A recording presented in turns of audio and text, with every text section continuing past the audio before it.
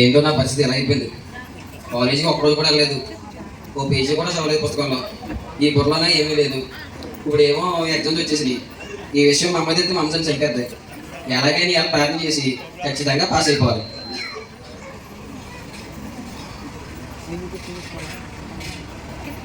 ఏసయ్యా, నువ్వే ఉన్నావయ్యా, నిన్నే నమ్ముకున్నానయ్యా, నువ్వు తప్ప నాకు వేరే దిక్కేమీ లేదయ్యా. అయ్యా, కాలేజీకి వెళ్ళలేదయ్యా, ఒక పేజీ కూడా చదవలేదయ్యా, ఈ బుర్రలోనా ఏమీ లేదయ్యా.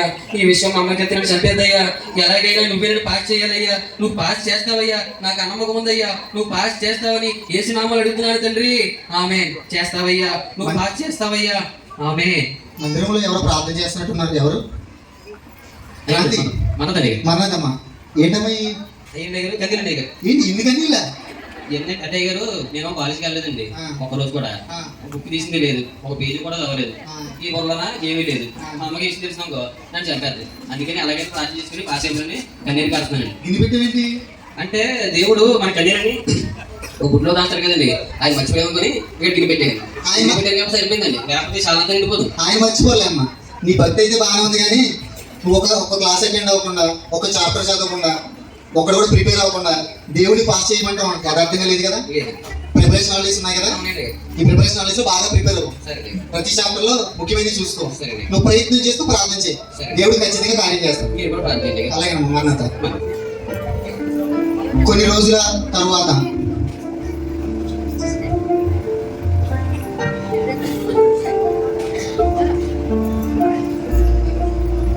పేపర్ చదువుతాం, ఇవాళ అసలు ఏ న్యూస్ ఉందో. ఈ పేపర్లో న్యూస్ కన్నా యాడ్లు ఎక్కువ వేస్తున్నా. నిన్న పీసీ రిజల్ట్ వచ్చినాయి. క్రాంతి కూడా పీసీ కదా రాశారు. ఒకసారి ఫోన్ చేద్దాం క్రాంతికి, పాస్ అయ్యారు లేదు. ఎలా పాస్ అవ్వనన్నారు చూసారా, ఎలా పాస్ అయ్యానో. మీకు ఏం కావాలండి, గాలిలో తిరిగి భూమి మీద పాకాయి, ఏం కావాలండి రండి, రెస్టారెంట్కి వెళ్ళిపోదాం. ఒక్క నిమిషం ఆగితే అయ్యగారికి ఫోన్ చేస్తాను, మళ్ళీ మారుతాను. హలో అమ్మ, మన్నదమ్మా క్రాంతి. ఏం చేస్తావమ్మా? అంటే చిన్న పార్టీ ఉంది, రెస్టారెంట్కి వెళ్తానండి గారు. అవునా? అదే పేపర్ చూసాను, పీసీ రిజల్ట్ వచ్చినాయంట కదా. అవునండి. అది ఏమైంది, పాస్ అయ్యావా ఏంటని ఫోన్ చేస్తాను. పాస్ అయ్యారండి గారు. అంటే మీకు ఫోన్ చేద్దాం అనుకున్నానండి, కానీ కొంచెం బిజీగా ఉన్న ఫోన్ చేయలేకపోయాను గారు. పోలేమా, వెరీ గుడ్. అదే నువ్వు పాస్ అయ్యావు కదా, దేవుడు నీ జీవితంలో కార్యం చేశారు కదా.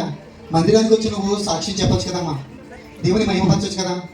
అంటే అయ్యారు, నిన్న జాబ్ ఆఫర్ ఒకటి వచ్చిందండి, రేపు ఇంటర్వ్యూకి వెళ్తున్నాను. అది ఇంటర్వ్యూకి వెళ్తే ఉద్యోగం వస్తుంది కదండి గారు. ఆ ఉద్యోగం రాగానే నేనే వచ్చి సాక్షి చెప్తాను గారు. ఈ ఒక్క కార్యం జరగాలి, మీరు ప్రార్థన చేయాలి గారు. సరేనమ్మా. అలాగే పరిచర్య కూడా చేస్తా ఉండమ్మా, అక్కడ కార్యక్రమాలు జరుగుతున్నాయి కదా, చేస్తానండి. పరిచర్య కూడా రామ్మా. సరేనమ్మా, ఉంటారు. మన్నత.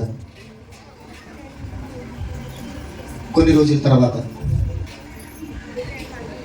మొన్నటిదాకానేమో పాస్ అవ్వలేదు అంటారు. తేరా పాస్ అయిన తర్వాత ఏం చేద్దామని అడుగుతున్నారు.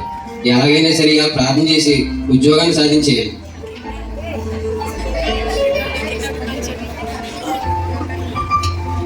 ఏసయ్యా, నేను నమ్ముకున్నానయ్యా, నీవు తప్ప నాకు వేరే దిక్కు లేదయ్యా. కాలేజీకి వెళ్ళి నన్ను పాస్ చేసావయ్యా, అందుని బట్టి నీకు వందనాలయ్యా. ఇప్పుడు అందరూ కూడా ఏం చేస్తున్నావు అడుగుతున్నారయ్యా. ఏం చెప్పాలో నాకు అర్థం అవ్వలేదయ్యా. ఎలాగైనా నాకు ఉద్యోగం దయచేయాలయ్యా. నువ్వు ఇస్తావయ్యా, నేను నమ్ముతున్నానయ్యా. నువ్వు ఇస్తావని నమ్మకం నాకు ఉందయ్యా. నువ్వు ఇస్తావని నాకు నమ్మకం ఉందయ్యా. యేసు నామములో అడుగుతున్నాను తండ్రి.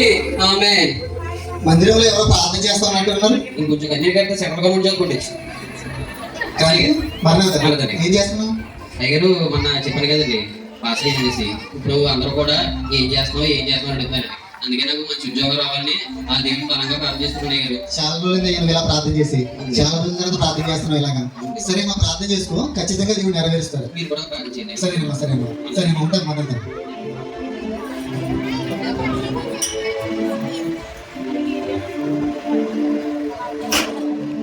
అమ్మయ్య, ఎలాగైతే ఉద్యోగం సాధించేశాను. ఇప్పుడు ఈ విషయం అయ్యగారికి స్వీట్ బాక్స్ చెప్తాను.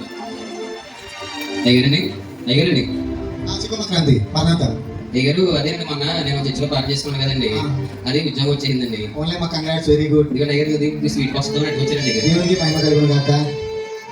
అదేనమ్మా, మందిరానికి వచ్చి నువ్వు దేవునికి కృతజ్ఞత అర్పణ చెల్లించమ్మా. మన మందిరంలో అందరూ కూడా సాక్ష్యం చెప్తారు కదా. ఆల్రెడీ నీకు ఎగ్జామ్స్ లో దేవుడు సహాయం చేశారు. ఎగ్జామ్ అయిన తర్వాత ఉద్యోగం కూడా దేవుడు ఇచ్చారు. మనం వచ్చి సాక్ష్యం చెప్పొచ్చు కదా, సాక్ష్యం చెప్పి దేవుడు మహిమపరచొచ్చు కదా.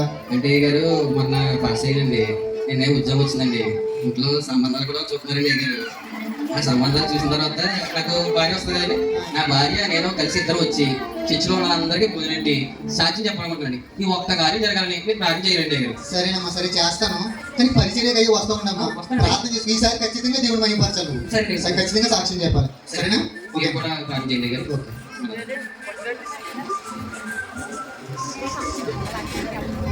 కొన్ని సంవత్సరాల తర్వాత ఉద్యోగం లేకపోతే ఏమో ఉద్యోగం లేదన్నారు. సరే కదా ఉద్యోగం వచ్చిందంటే ప్యాకేజీ ఎంత అన్నారు. ఇప్పుడు ప్యాకేజీ కూడా బాగా ఉంది. ఓ పక్కన ఏమో పెళ్లికి వెళ్తుంటే వయసు ఎంత అని అడుగుతున్నారు. 30 సంవత్సరాలు వచ్చేసినాయి. అసలు దేవుడు నా ఎముక దయచేసాడు లేదు. ఎలాగైనా అలా ప్రార్థన చేసి నా ఎముక ఎక్కడుందో కనుక్కోవాలి. ఏసయ్యా, నిన్నే నమ్ముకున్నానయ్యా, నువ్వు తప్ప నాకు వేరే దిక్కు లేదయ్యా.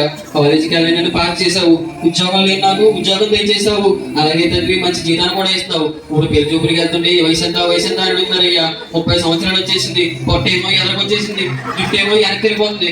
అసలు నా ఇంట్లో నువ్వు తయారు చేసావు లేదయ్యా. నువ్వు తయారు చేస్తా ఇంక ఎక్కడో చూపించయ్యా, నేను అక్కడికి వెళ్ళిపోతానయ్యా. నువ్వు ఆ ఇంటి నుంచి నాకు వివాహం జరిగించాలని ఏ సినిమా అడుగుతున్నాను తండ్రి. ఆమె ఒంటరికి వెళ్ళి జంటగా తిరిగి వస్తాను. పెళ్ళైన సంవత్సరం తర్వాత క్రాంతి ఏంటి మధ్యలో ఆరాధనకు రావట్లేదు, కార్యక్రమానికి రావట్లేదు, అలా మందిరంలో కనబట్టలేదు. ఒకసారి ఫోన్ చేద్దాం, ఆయన ఎక్కడ ఉన్నాడు. ఆయన రావట్లేదు, ఆయన మిస్సెస్ రావట్లేదు. హలో హలో, చెప్పమ్మా క్రాంతి, ఎక్కడ ఉన్నావు? ఇంటికి ఉన్నానండి. ఇంటికాడ ఉన్నావా? ఏంటమ్మా మంది ఆరాధనకి రావడం అనేసి కార్యక్రమాలు కూడా ఏం చూపించట్లేదు. అంటే గారు మన దగ్గర వివాహం జరిగింది కదండి. మా ఆవిడ ఇప్పుడు డెలివరీకి వెళ్ళిందండి. మగ పిల్లడే పుట్టాలనేసి ఇంట్లోనే ఉండి ప్రార్థన చేసుకున్నానండి. మీరు కూడా అండి అయ్యారు నాకు మగబిడ్డ పుట్టాలని మీరు ఉపవాసం ఉండి ప్రార్థన చేయాలండి నా కోసం. అర్థమైందండి అయ్యారు? నేను ఉపవాసం ఉండి నీకు మగపిల్ల పుట్టాలని ప్రార్థన చేయాలి. అవునండి అయ్యారు. సరేనమ్మా, సరే చేస్తానమ్మా. సరేనమ్మా, దేవుడు నీకు ఇన్ని కార్యాలు చేశారు కదా. అవునండి అయ్యారు. దేవుడిని మహిమపరచాలి కదా. నువ్వు మన సంఘంలో ఎంతమంది దేవుడు మహిమపరుస్తున్నారు, దేవునికి సాక్ష్యం చెప్పి ఆయన నామాన్ని మహిమపరుస్తున్నారు కదా. నువ్వు ఎందుకు రాలేకపోతున్నావు? ఎగ్జామ్స్ లో దేవుడికి సహాయం చేశారు కదా, ఉద్యోగంలో సహాయం చేశారు కదా, వివాహం జరిగించారు కదా, గర్భఫలం కూడా ఇచ్చారు కదా. ఎందుకు వచ్చి నువ్వు సాక్ష్యం చెప్పట్లేదు? అలా చెప్పకుండా ఉండకూడదమ్మా. దేవుని నామాన్ని తగిన విధంగా మనం మహిమపరిచే వారిగా ఉండాలి. అంటే గారు ఇప్పుడు మా ఆవిడ డెలివరీకి వెళ్ళింది గారు నాకు ఎలాగ మగబిడ్డ పుడతారండి. ఆ బిడ్డ పుట్టగానే నేను మా ఆవిడ మా పిల్లలు కలిసి చర్చిలో అందరికీ భోజనట్టి ఈసారి ఖచ్చితంగా సాక్షి చెప్తారండి. ఈ ఒక్క కార్యం జరగాలి, మీరు ప్రార్థన చేయండి గారు, ఉపవాసం ఉండి. సరేనమ్మా, సరే. కానీ పరిచర్యకి వస్తూ ఉండమ్మా. సరే దగ్గర వస్తానండి.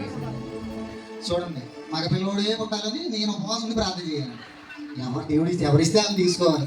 ఏంటో ఈ రోజులు ఎలా ఉన్నారు. 25 సంవత్సరాల తర్వాత 25 సంవత్సరాల తర్వాత గుర్తుపెట్టుకోండి. ఏంటి నా పరిస్థితి ఎలా అయిపోయింది? నా భార్యనేమో దేవుడు తీసుకెళ్ళిపోయాడు, నా కొడుకేమో నన్ను చూడకుండా ఆడి వాడు అవసరాలు తెచ్చిన వాడు వెళ్ళిపోయాడు. నా ఆరోగ్యం పూర్తిగా క్షీణించిపోయింది. ఇప్పుడు ఏం చేయాలి? నాకు అసలు బలం లేదు. ఒకసారి అడిగి ఫోన్ చేసి ఆయనతో ప్రయత్నం చేయించుకుంటాను. హలో అయ్యారు, నా పరిస్థితి ఏమీ పోలేదు. ఏమైంది? నా భార్య దేవుడు తీసుకెళ్ళిపోయాడంటే నా కొడుకు చూస్తాననుకుంటే వాడు నన్ను అనాథలో వదిలేసి వాడి అవసరాల కోసం వాడిపోయింది. నా ఆరోగ్యం మొత్తం క్షీణించిపోయిందండి. ఒకసారి ఇంటికి వచ్చి ప్రార్థన చేయండి గారు. మీరు అలాగే సరే ఒక కార్యం కోసం అండి గారు. సరే సరే, వస్తానమ్మా, నేను వస్తానమ్మా, ఖచ్చితంగా వస్తాను. క్రాంతి, ఎలా ఉన్నావు?